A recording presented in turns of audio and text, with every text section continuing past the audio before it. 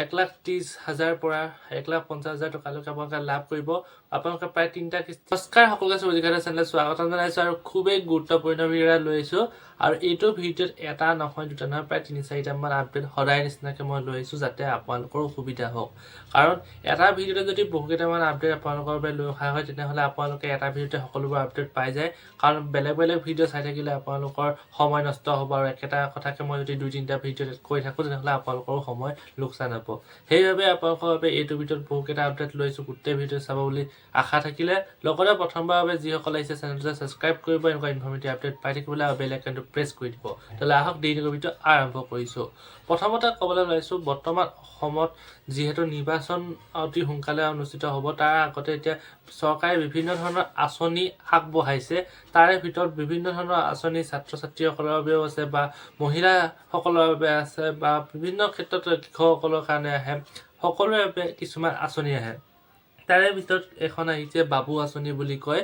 বাবু আঁচনি অহা কথা অলপ দিন আগৰ পৰা চবৰে মুখে মুখে চলি আছিলে। বাবু আঁচনি আহিব, ইয়াত কেনেকুৱা হ'ব, কি হ'ব, তেনেকৈ বিভিন্ন ধৰণৰ আহি আছিলে মানুহৰ মনত, মানুহৰ কথা বতৰা, কিন্তু অফিচিয়েল তেনেকৈ কোনোৱে কোৱা হোৱা নাছিলে।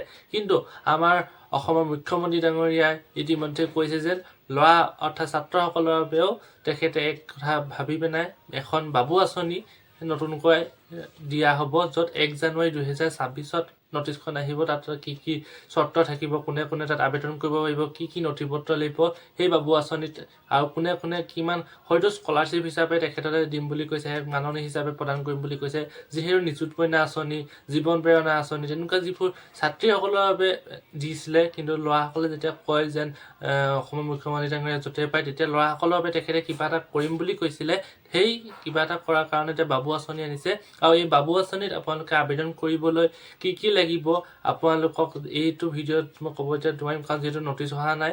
আৰু যেতিয়াই আপোনালোকৰ নটিছ আহিব, আপোনালোকৰ নটিফিকেশ্যন আহিব, তেতিয়া মই আপোনালোকক জনাই দিম। আপোনালোকে চেনেলটো ছাবস্ক্ৰাইব কৰিব আৰু কাষৰ বেল আইকনটো প্ৰেছ কৰিব। আৰু কেনেকৈ আবেদন প্ৰক্ৰিয়া হ'ব সকলো এইটো চেনেলতে পাই থাকিব, জাষ্ট আপোনালোকে চেনেলটো ছাবস্ক্ৰাইব কৰি দিব। আৰু এই বাবু আঁচনিত আবেদন কৰিবলৈ হ'লে আপোনালোকে কিছুমান বস্তু এতিয়া আপোনালোকে গোটাই থ'ব পাৰিব। আপোনালোকৰ যদি বেংক একাউণ্ট নাই, বেংক একাউণ্ট এটা গোটাই থওক। যিহেতু স্কলাৰশ্বিপ হিচাপে দিব বা মাননি প্ৰদান কৰা হ'ব বুলি কৈছিলে আমাৰ মুখ্যমন্ত্ৰী ডাঙৰীয়াই, কাৰণে বেংক একাউণ্টটো KYC নথকা কৰি থ'ব বা নিজৰ নামত বেংক একাউণ্ট এটা খুলি থ'ব। লগতে Aadhaar card, PAN card, voter card, এই নথিপত্ৰসমূহ থ'ব। আৰু খুবেই প্ৰয়োজনীয় ইনকাম চাৰ্টিফিকেটখন আপোনালোকে হাতত থৈ দিব, যাতে আপোনালোকৰ দৰকাৰ হ'লে সেইখন পায়। সেইবাবে এইকেইটা নথিপত্ৰ আপোনালোকৰ হাতত জমা কৰি ৰাখিব। এতিয়া আহিছোঁ দ্বিতীয়টো আপডেট। দ্বিতীয়টো আপডেট হৈছে PMAY, প্ৰধানমন্ত্ৰী আৱাস যোজনাৰ অধীনত যিসকলে আবেদন কৰিছিলে তেখেতসকলে এতিয়া পইচা পাবলৈ আৰম্ভ কৰিব। কিন্তু তাৰ মাজতে ক'ব বিচাৰিছোঁ যে অসমত কিছুমান এনেকুৱা মানুহ আছে যাৰ বাবে প্ৰকৃত হিতাধিকাৰীসকলে আঁচনিসমূহ লাভ নকৰে। এতিয়া কি হৈছিলে, যিহেতু PMAY অধীনত প্ৰতিটো পৰিয়ালে 1,30,000 পৰা 1.5 লাখ টকালৈকে লাভ কৰে, কিন্তু এই পইচাসমূহ কিছুমান ভুৱা হিতাধিকাৰীয়ে গ্ৰহণ কৰি লয়, বা যিসকল বিষয়া যায় এইটো ভেৰিফিকেশ্যন কৰিবলৈ তেখেতসকলক সহযোগ কৰি পেলাই এই ভুৱা হিতাধিকাৰীসকলক আগস্থান দি পেলাই যিসকলে প্ৰকৃত হিতাধিকাৰী তেখেতসকলক বাদ দি দিয়া হয়। তেনে ক্ষেত্ৰত যিহেতু বহুজন ধৰা পৰিছে, সেইবাবে এতিয়া কোৱা হৈছে PMAY অধীনত আকৌ নতুনকৈ আবেদন হ'ব। আৰু লগতে এতিয়া গাঁও সভাসমূহ অনুষ্ঠিত কৰা হ'ব। পঞ্চায়তত এক গাঁও সভা অনুষ্ঠিত কৰা হ'ব। সেই গাঁও সভাতে আপোনালোকে নতুনকৈ ফৰ্ম পাব, য'ত আপোনালোকে PMAY বাবে আপোনালোকে আবেদন কৰিব পাৰিব। PMAYত যদি আপোনালোকে আবেদন কৰে, আপোনালোকে 1,30,000 পৰা 1,50,000 টকালৈকে আপোনালোকে লাভ কৰিব। আপোনালোকে প্ৰায় 3টা কিস্তিত এই ধন লাভ কৰিব। আৰু যদিহে আপোনালোকৰ ওচৰত জব কাৰ্ড আছে তেনেহ'লে আপোনালোকে 20,000 টকা আপোনালোকে এক্সট্ৰাকৈ লাভ কৰিবলৈ সক্ষম হ'ব, যদিহে আপোনালোকৰ ওচৰত জব কাৰ্ডখন আছে। তেনে ক্ষেত্ৰত এইকেইটা মই ক'লোঁ। আৰু যদি আপোনালোকে আবেদন কৰিব বিচাৰে, আকৌ আবেদন প্ৰক্ৰিয়া আৰম্ভ হ'ব, নতুনকৈ ফৰ্ম দিব, আপোনালোকে ফৰ্ম লাভ কৰিব। খালি আপোনালোকে পঞ্চায়তৰ লগত যোগাযোগ কৰি ৰাখিব।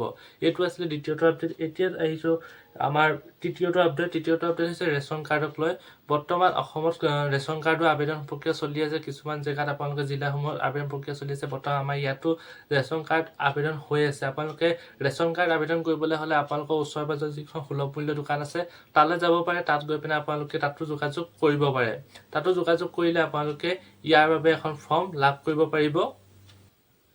আৰু আপোনালোকে ৰেচন কাৰ্ড এখন লাভ কৰিবলৈ হ'লে আপোনালোকৰ নথিপত্ৰৰ প্ৰয়োজন হ'ব। আপোনালোকৰ আধাৰ কাৰ্ড, পান কাৰ্ড, লগতে আপোনালোকৰ ভোটাৰ কাৰ্ডৰ প্ৰয়োজন হ'ব নতুনকৈ ৰেচন কাৰ্ড লাভ কৰিবলৈ হয়।